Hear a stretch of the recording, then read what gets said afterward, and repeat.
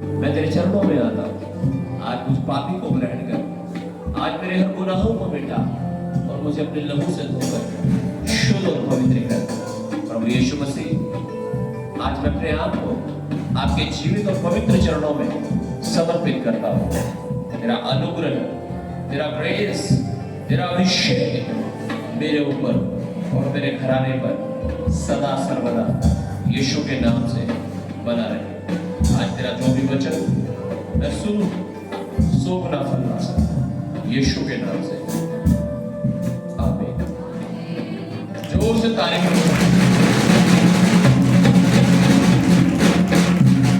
Hallelujah, आमीन। Thank you Lord, hallelujah. आगे आगे आ जाए सब लोग जो पीछे बैठे, आप बैठ जाएं। परमेश्वर की उपस्थिति में आप सबका स्वागत है, आमीन। हालेलुया, आमीन। सब लोग खुश हैं? तो मीटिंग बहुत ज्यादा है इसलिए लोग थक गए मेरे ख्याल से। और प्रार्थना करो, सर्वशक्तिमान परमेश्वर आज अपने वचन के द्वारा मुझसे बात कर, अपने रास्तों को, अपने मार्गों को मुझे सिखा कि मैं तेरे रास्तों पर चल सकूं और जिंदगी पाऊं, यीशु के नाम से, आमीन। Okay, we will read word of God. परमेश्वर के वचन को पढ़ेंगे। लूका रचित सुसमाचार उसका 12वां अध्याय और उसका 32 वचन। 11 वचन सुनने के लिए परमेश्वर के वचन में लिखा है, सुनना वचन से वचन परमेश्वर का। जब हम परमेश्वर का वचन सुनते हैं तो उससे हमारा विश्वास बढ़ता है, और जब विश्वास बढ़ेगा तो हमारे जीवन में परमेश्वर कुछ कर सकेगा, क्योंकि बाइबल में लिखा है बिना विश्वास के परमेश्वर को प्रसन्न करना अनहोना है। बिना विश्वास के परमेश्वर को खुश करना क्या है? अनहोना। लूका रचित सुसमाचार उसका 12 अध्याय और 32 वचन सुनेंगे, पढ़ेंगे।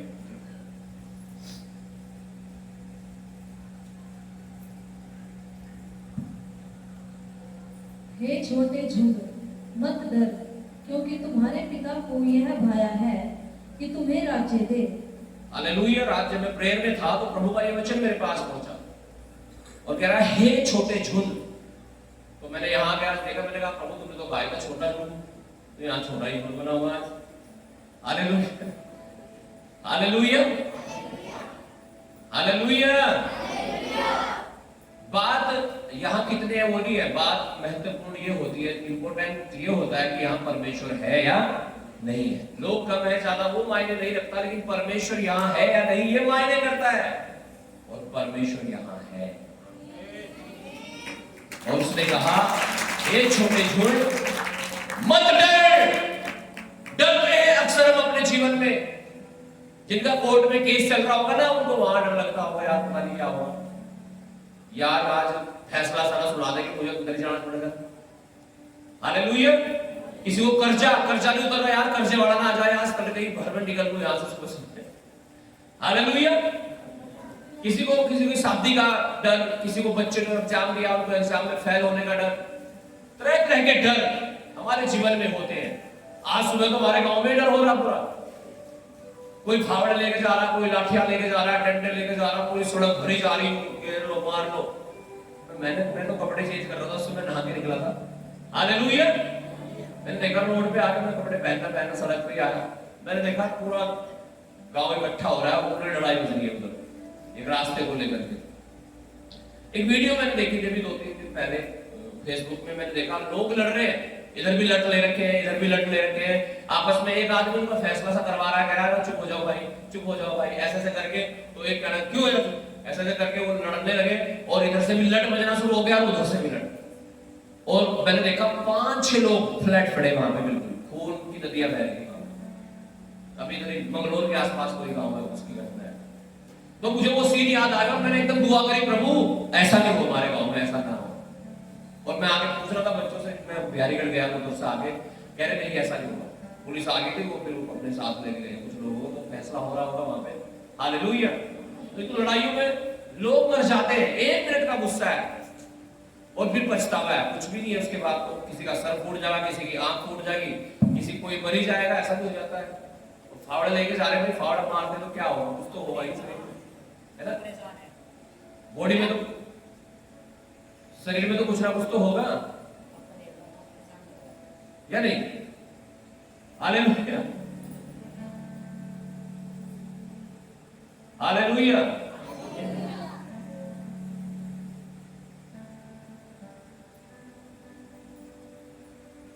का गुस्सा है ना। जिंदगी भर कुछ लोग जेल में चले जाते हैं, जिंदगी भर आजीवन कारावास हो गया उन्हें। हालेलुया। मर्डर के कारण बहुत सारे लोगों को फांसी हो जाती है।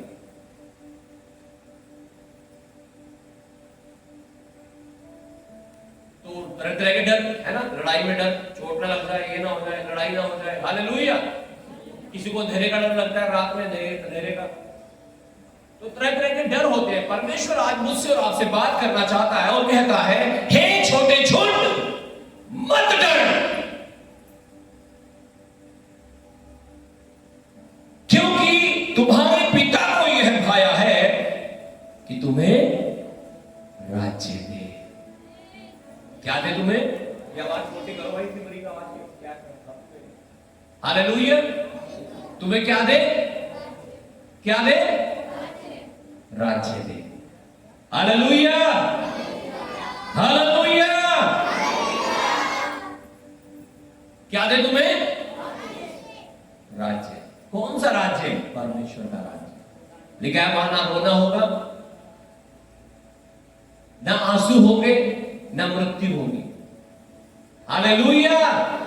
वो राज्य में परमेश्वर में ले जाना चाहता है जो शांति का है, उन्नति का है, परमेश्वर का है, प्यार मोहब्बत का है। हालेलुया। वचन हम पढ़ेंगे एक और, उत्पत्ति की किताब 15 अध्याय उसका 1 वचन, जल्दी से पढ़िएगा। उत्पत्ति की किताब 15 अध्याय उसका 1 वचन। इन बातों के पश्चात यहोवा का यह वचन दर्शन में अब्राहम के पास पहुंचा। इन सारी बातों के बाद लिखा, दर्शन में यह वचन परमेश्वर के दास अब्राहम के पास पहुंचा कि हे अब्राहम मत डर। हे अब्राहम क्या मत कर? मत डर। एक कहावत भी सुनी होगी ना आपने, डायलॉग भी है, जो डर गया वो, हाँ। डर एक शैतान का हथियार है, इसलिए हमें डरना नहीं है। कह रहा मत डर, क्योंकि तेरी ढाल और तेरा अत्यंत बड़ा प्रतिफल मैं हूं। तेरी ढाल और तेरा अत्यंत प्रतिफल मैं हूं। क्या कह रहा है परमेश्वर? तेरी ढाल और तेरा अत्यंत बड़ा प्रतिफल मैं हूं। कौन है हमारी ढाल? कौन है? कौन है? परमेश्वर। परमेश्वर, परमेश्वर।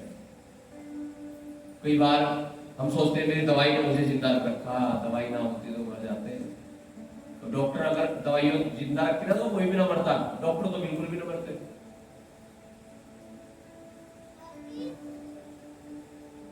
हालेलुया। कौन देता है जिंदगी? परमेश्वर देता है, जिसे ऊपर वाला कहते हो। आमीन। पढ़िएगा वो आगे वचन, इफिसियों 4 अध्याय उसका 30 वचन पढ़िएगा।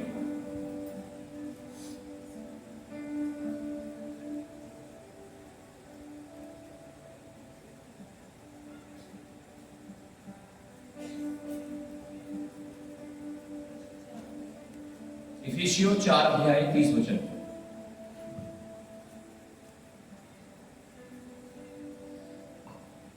परमेश्वर के पवित्र आत्मा को शोकित मत करो। परमेश्वर के पवित्र आत्मा को शोकित मत करो। शोकित का मतलब होता है दुखी। यहां अगर मैं पूछूं, अभी यहां बच्चे भी बैठे हैं, माँ बाप भी बैठे हैं, पत्नी भी बैठे हैं, पति भी बैठे हैं, तो अगर मैं पूछूं क्या कोई पत्नी ऐसी है कि तुम्हारे पति ने तुम्हें नाराज कर दिया हो? हाँ, नाराज होते हो अपने पति से? हाँ, पत्नी से नाराज होते हो? बच्चों से नाराज होते हैं माँ बाप? माँ बाप से कई बार बच्चे भी नाराज होते हैं, है ना? होते हैं ना? क्यों? कब होती है नाराजगी? कब होती है नाराजगी? जब किसी की कोई बात हमें अच्छी नहीं लगती है तो नाराज हो जाते हैं। ऐसे ही परमेश्वर का वचन कहता है कि पवित्र आत्मा को, परमेश्वर का जो आत्मा हमारे अंदर है, उसे शोकित मत करो, उसे दुखी मत करो। क्या कहता है? परमेश्वर के पवित्र आत्मा को शोकित मत करो, दुखी मत करो। कब दुखी कर देते हैं पवित्र आत्मा को? जब परमेश्वर का आत्मा को, परमेश्वर का वचन तो हमें सिखाता है झूठ मत बोलो, हम झूठ बोले जा रहे हैं। परमेश्वर का वचन तो हमें सिखाता है गाली मत दो, हम गाली दिए जा रहे हैं। परमेश्वर का वचन बोल रहा है नफरत नहीं करनी, हम नफरत किए जा रहे हैं।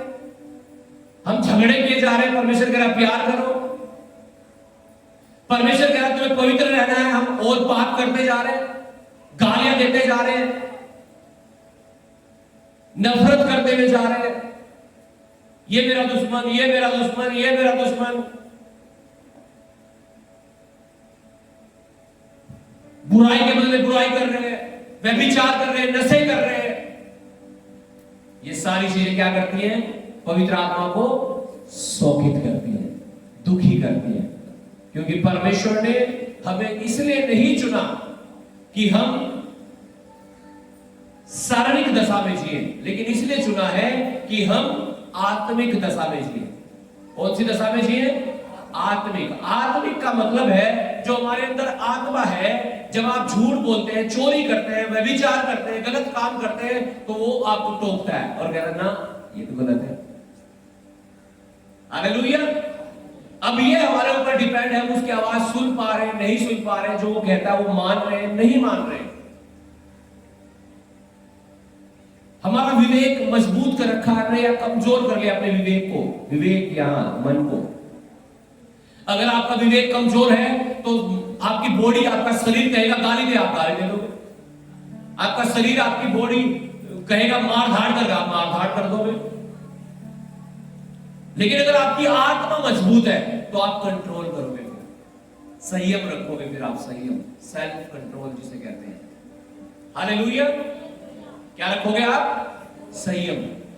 Hallelujah, hallelujah. और जब आप संयम रखोगे तो पवित्र आत्मा काम करेगा आपके जीवन में, क्योंकि संयम एक आत्मा का फल है। और पवित्र आत्मा कब काम करेगा? जब हम वचन को मानेंगे। ठीक है? पवित्र आत्मा को शोकित मत करो। परमेश्वर के वचन में लिखा है कि एक समय था जब यहोवा परमेश्वर काम कर रहा था, फिर यीशु मसीह आया। अभी यीशु मसीह परमेश्वर के दाहिनी ओर है। और अभी जो ये एज चल रहा है, ये चल रहा है कौन सा? पवित्र आत्मा। और आज पवित्र आत्मा में होकर पिता और प्रभु यीशु मसीह काम करते हैं। हालेलुया। अब वो आत्मा ही हमने क्या कर दिया? पवित्र आत्मा को शोकित कर दिया, दुखी कर दिया। अब एक पत्नी को अगर पति ने दुखी कर रखा है और आकर के कहे पत्नी को रोटी दे दे, क्या कहेगी पत्नी? अभी तू थोड़ी देर में लेगा। हाँ, डरे पत्थर खा जाके। एक पिता को अगर बेटे ने दुखी कर रखा है और वो बेटा पिता के पास आकर के कहे बापू 100 रुपए दे दे, तो क्या कहेगा पिता? अभी दू भाई, अभी दू। क्या? क्यों दुखी कर रखा है बाप को? एक बाप ने अगर अपने बेटे को दुखी कर रखा है और वो कहे बुढ़ापे में बेटे को, बेटे देख ले कपड़े कुपड़े दिलवा देता, कुछ मुझे घुमा ले चल, तो क्या कहेगा वो? पढ़ा तो ही रोटी मिल रही थोड़ी है क्या? ये खाड़ी खा रही तो मत खा। क्यों? दुखी कर रखा है ना, शोकित कर रखा है। जब कोई किसी को दुखी कर देता है, शोकित कर देता है, तो उसकी सुनता नहीं। फिर आज बहुत सारे विश्वासी लोगों ने अपने जीवन में पवित्र आत्मा को शोकित कर रखा है और इसी कारण उनकी प्रार्थनाएं नहीं सुनी जाती हैं। इस कारण उनकी बीमारियां चंगी नहीं हो रही हैं। इस कारण उनके मसले हल नहीं हो रहे हैं। यही तो कारण है। अब काम किसे करना है? मुझे थोड़ा ही करना है, मैं तो आपके जैसा इंसान हूं। काम किसे करना है? पवित्र आत्मा को। और उसका तो नाम ही पवित्र आत्मा है भाई। अगर कोई इंसान पवित्र नहीं है तो वो कैसे आ जाएगा उसके अंदर, बताओ। अगर आप चाहते हो पवित्र आत्मा आपके जीवन में काम करे, आपको अपनी जुबान शुद्ध करनी पड़ेगी, अपना मन पवित्र करना पड़ेगा, तभी तो वो आएगा। अब इसमें तो भरी पड़ी पता नहीं क्या क्या, इसमें तो चोरी, व्यभिचार, नशे, पत्ते, सारी बुराइयां भरी पड़ी है हमारे अंदर, तो कैसे पवित्र आत्मा आ जाएगा? उसे शोकित मत करो, अपनी बुराइयों को छोड़ दो, अपने पापों के लिए क्षमा मांगो और पवित्र आत्मा आपके जीवन में काम करना शुरू कर देगा और आपकी प्रार्थनाओं के उत्तर आने शुरू हो जाएंगे, आपकी तकलीफें हटनी शुरू हो जाएंगी और परमेश्वर आपको बहुत कुछ दे पाएगा आपके जीवन में। आमीन। पढ़िएगा जल्दी से, पहला कुरिन्थियों 3 अध्याय उसका 16 और 17 वचन। पहला कुरिन्थियों 3 अध्याय 16 और 17 वचन। पवित्र आत्मा को शोकित नहीं करना है, पवित्र आत्मा से प्यार करना है, पवित्र आत्मा को अपने अंदर आने के लिए मौका देना है। हनन्याह और सफीरा के बारे में लिखा है, जब वो परमेश्वर के दास के पास अपनी भेंट लेकर के आए तो परमेश्वर के दास ने पूछा, हाँ भाई इतने में ही बिकी तुम्हारी जमीन? पक्का? हाँ जी अजी इतने में ही बिकी जमीन। जबकि कुछ हिस्सा बाइबल में लिखा, उन्होंने कहाँ रख लिया था? अपने घर में रख लिया था छुपा के। कह रहे कुछ पैसे रख लेते हैं, सारे नहीं देते हैं चर्च में। आज जैसे कुछ लोग ना 10वां रख लेते हैं अपने घर में, कह रहे सारा नहीं देते, 2000 है कैसे देंगे, 1000 देते हैं, 1000 जेब में रख लेंगे, घर में रख लेंगे, है ना? ऐसे रख लिया उन्होंने। और क्या परमेश्वर के दूत ने ऐसा छुआ कि वही मर गया वो। अब काफी देर होगी, पति घर नहीं गया, पत्नी तो परेशान हो जाएगी, सोच रही चर्च में गया था, आया नहीं अब तक। आ गई दौड़ी दौड़ी काफी देर बाद, घंटों बाद, कह रही अजी मां आए थे यहाँ। कौन? अजी मां। अरे बता दो देखो, वो आए थे दान लेके, जमीन बेची थी ना। अच्छा ठीक है कितने में बिकी थी? दोनों ने सलाह करके थी पति ने, कह रहे पर पूछे मेरा तो बताइए इतने की बिकी थी। उसने भी वही सेम बताया, झूठ। क्या बताया? झूठ। अगर 100 की बिकी थी ना तो 80 की बता रहे थे वो, ये समझ लीजिए आप। परमेश्वर झूठ का परमेश्वर नहीं है। बाइबल में लिखा है झूठ का पिता शैतान है।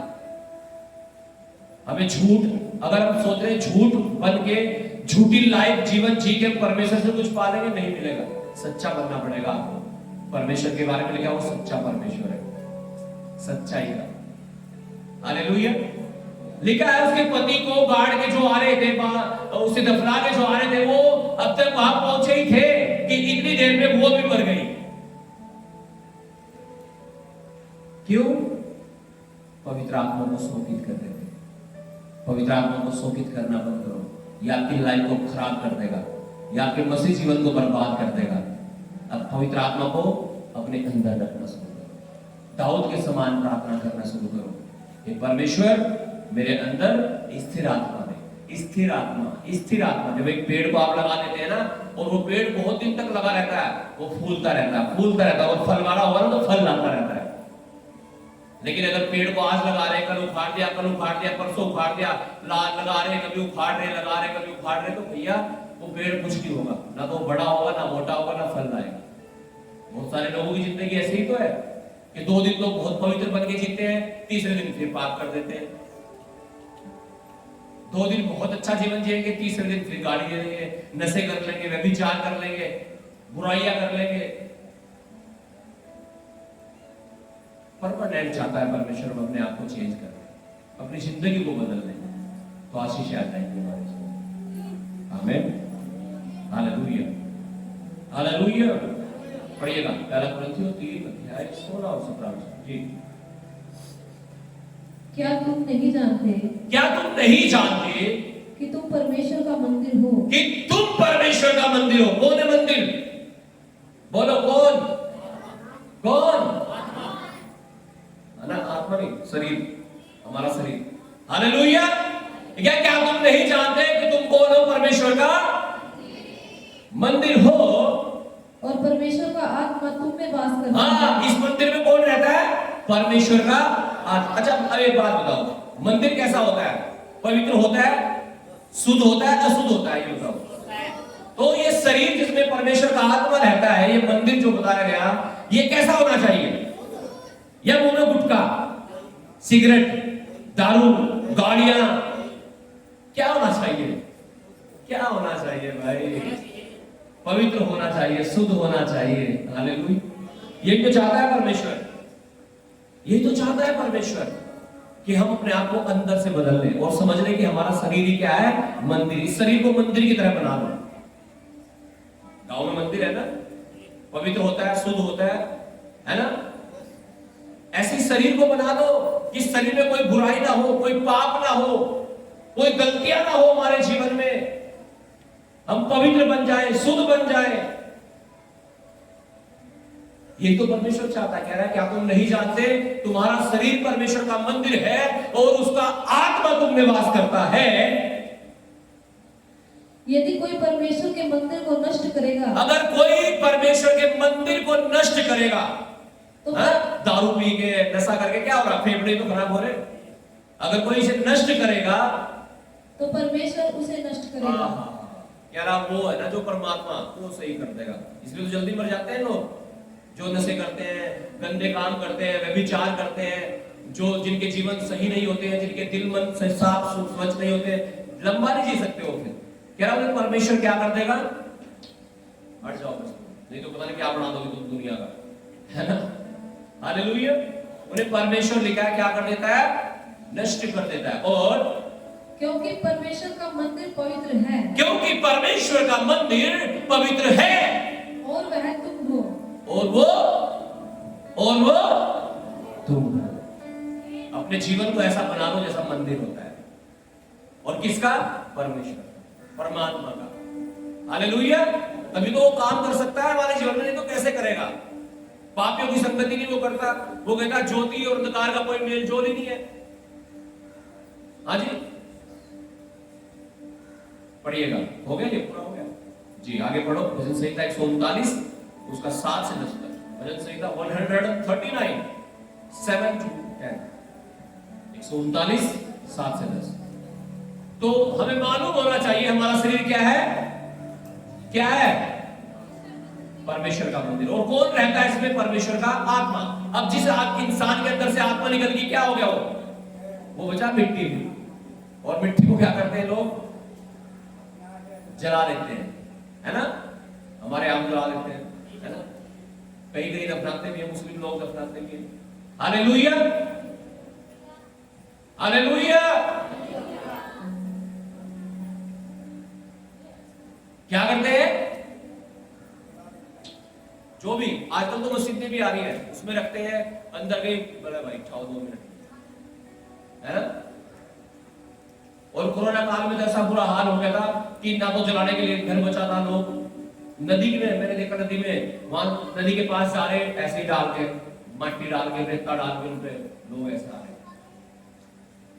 महामारी के समय में ऐसा भी होता है, एक एक गड्ढे में बहुत सारों को डाल देते, रात दूसरे डाल देते।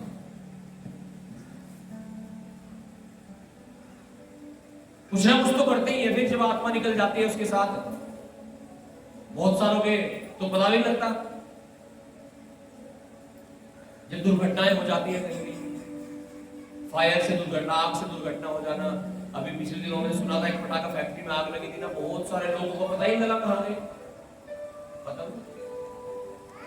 पानी में हो जाता है, कुछ लोगों को पता ही नहीं लगता। पानी के जहाज में जब एक्सीडेंट होते हैं, तूफान आ जाते हैं, वहां पे पता ही नहीं कहां गए। पढ़िएगा जी 7 से 10। मैं तेरे आत्मा से भागकर किधर जाऊं? भजनकार कहता है, हे परमात्मा, हे परमेश्वर, हे सर्वशक्तिमान, मैं तेरी आत्मा से भागकर कहां जाऊं? हाँ जी, चले जाओगे कहीं? जो आत्मा है उससे भागकर कहां जाओगे? कहीं भी नहीं जा सकते। और हम सोचते हैं सबसे छुप के, यहां कोई नहीं देख रहा भाई, यहां कर लो जो करना। अब कोई नहीं देख रहा, अब दारू पियो, अब भांग पियो, अब सिगरेट पियो, अब व्यभिचार करो, अब पाप कर लो, कुछ भी कर लो, कोई नहीं देख रहा। कह रहे तेरी आत्मा से भागकर मैं कहां जाऊं? या तेरे सामने से किधर भागूं? तेरे सामने से किधर भागूं? यदि मैं आकाश पर चढ़ूं, कह रहा मैं अगर आकाश पर चढ़ूं तो तू वहां है। तो तू वहां है। हाँ जी, क्या परमेश्वर है नहीं वहां? वो तो हर जगह विराजमान है, कण कण में है उसका तो वास, वो तो हर जगह है। हालेलुया। कहां भाग जाओगे आप परमेश्वर से? कह रहा आकाश पर चढ़ूं, कह रहा तू तो वहां भी है। और यदि मैं अपना बिछौना अधोलोक में बिछाऊं, अगर मैं नीचे उतर जाऊं धरती में, तो वहां भी तू है। तो वहां भी तू है। यदि मैं भोर की किरणों पर चढ़कर समुद्र के पार जा बसूं, समुद्रों से 7 समुद्र पार भी अगर मैं चला जाऊं, वहां जाके बस जाऊं, तो वहां भी तू अपने हाय हाथ हाय से वहां भी मेरी तू अगुवाई है। करेगा और अपने दाहिने हाथ से मुझे पकड़े रहेगा। हाँ 10 तक हो गया। हालेलुया। कह रहा तूफान में गिरूं तो तू वहां है, लहरों में चलूं तो तू वहां है, आकाश पर चढ़ूं तो तू वहां है, पाताल में जाऊं तो तू वहां है। कहां जाऊं? भाग जाओगे क्या परमेश्वर से? छुपा लोगे कुछ? आप बाप से छुपा सकते हो, मां से छुपा सकते हो, बच्चों से छिपा सकते हो, पति से छिपा सकते हो, पत्नी से छिपा सकते हो, लेकिन आप परमेश्वर से कुछ भी छिपा नहीं सकते हो।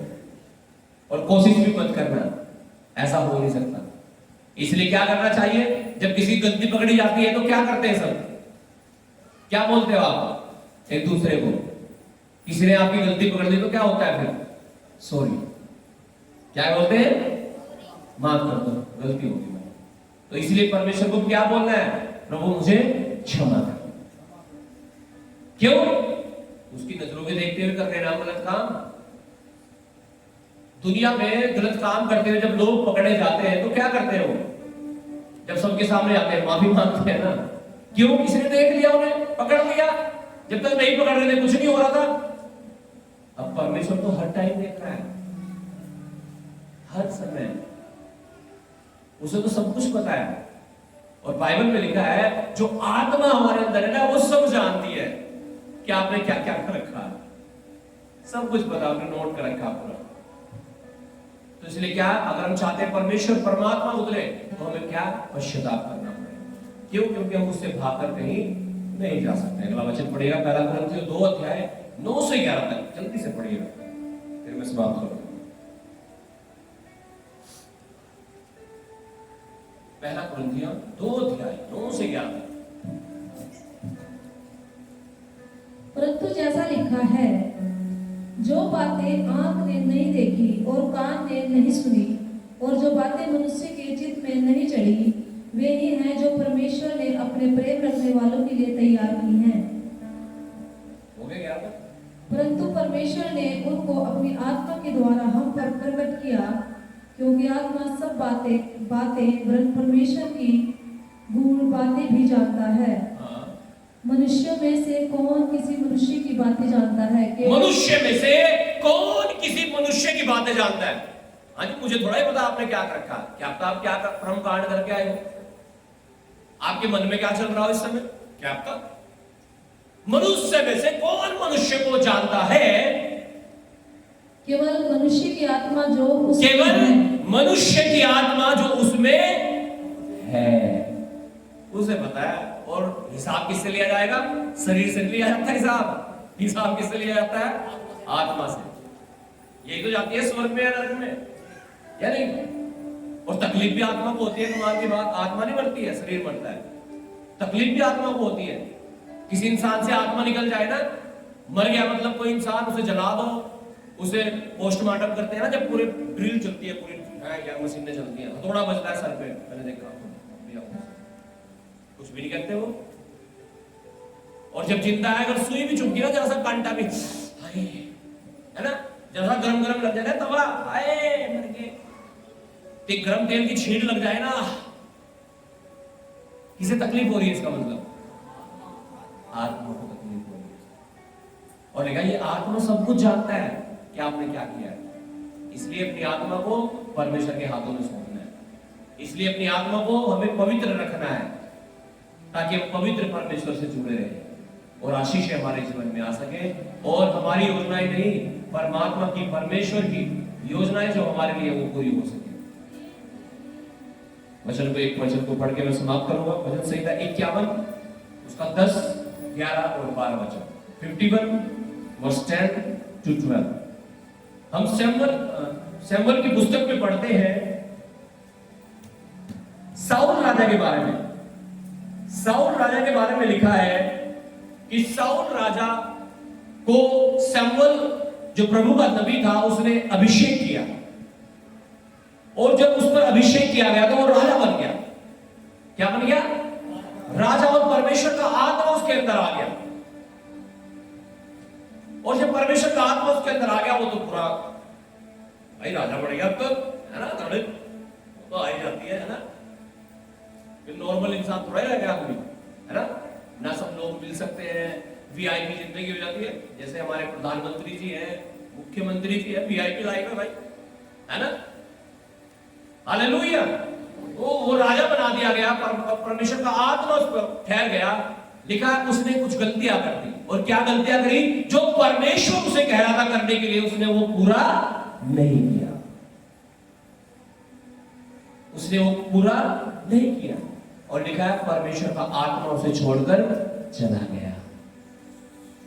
पवित्र आत्मा उसे छोड़कर। आज बहुत सारे मसीह लोगों के जीवन में भी ऐसा ही होता है, विश्वासी लोगों के जीवन में भी ऐसा ही होता है कि जो परमेश्वर कहता है वो नहीं करते। परमेश्वर कह रहा है प्रार्थना करो, हम कर नहीं रहे, उपवास करो, हम कर नहीं रहे, दसवां तो हम दे नहीं रहे। अब जो वो कह रहा है वो तो हम कर नहीं रहे, तो इसे क्या कहते हैं? डिसोबीडियंस इंग्लिश में इसे कहते हैं, और हिंदी में कहते हैं अनाज्ञाकारिता, बात को ना मानना। और बाइबल में एक चीज लिखी है, ये लिखा है कि obedience is better than sacrifice, कि आज्ञा मानना बलिदान चढ़ाने से भी उत्तम है।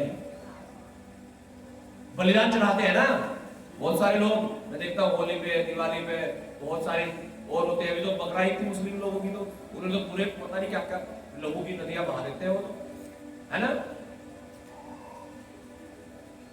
और लोग मुर्गे दे रहे हैं, कोई हमारे यहाँ तो बच्चे पता नहीं क्या क्या देते हैं, लोग देते हैं, मतलब उन्हें काटते हैं या उन्हें छोड़ते हैं जंगलों में जाके। अलग अलग तरह के सिस्टम है लोगों के बलिदान करने के लिए। तो परमेश्वर का वचन कहता है कि बलिदान चढ़ाने से भी उत्तम एक चीज मैं तुम्हें बताता हूं, और वो क्या है? क्या है वो? आज्ञाकारिता। आज्ञा मान लेना, परमेश्वर की बात को मान लेना। बलिदान चढ़ाने की जरूरत नहीं फिर तुम्हें, अगर तुम परमेश्वर की बात को मान लो, उसी से खुश हो जाएगा वो बलिदान चढ़ाने से खुश नहीं होता, लेकिन आज्ञा मानने से खुश होता है। किससे खुश होता है? पिछले हफ्ते में सुन रहे थे ना, एक राजा ने अपने बेटे को क्या कर दिया था? काट दिया, और जीत गया अपनी लड़ाई में, है ना, बलिदान करके। लेकिन परमेश्वर कह रहा मुझे बलिदान नहीं चाहिए, मुझे क्या चाहिए? आज्ञाकारिता। आज्ञा मानो और आशीष पाओ। प्रभु आप सबको आशीष दे। पढ़िए ना उसी